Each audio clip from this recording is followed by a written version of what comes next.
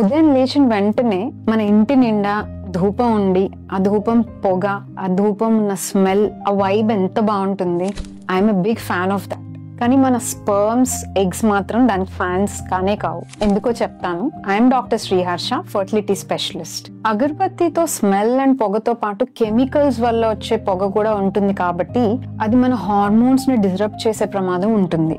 ఇది మన baby making factory ఏదైతే ఉందో దానిలో పనిచేసే స్పర్మ్స్ ని డెఫినెట్లీ ఎఫెక్ట్ చేస్తుంది. అయితే అమ్మాయిలు, మీ విషయంలో ఏం జరుగుతుంది? మీ హార్మోన్స్ వద్దు బాబోయ్ అంటున్నా కానీ మీరు వాటిని పిలిచి స్మోక్ పార్టీ ఇచ్చినట్టుగా ఉంటుంది, ఇంత ధూపానికి ఎక్కువ ఎక్స్పోజ్ అవుతూ ఉంటే. సో అగరబత్తీలు వాడే అలవాటు ఉంది ఇంట్లో అన్నప్పుడు దాని ఎక్స్పోజర్ ని మినిమైజ్ చేయండి.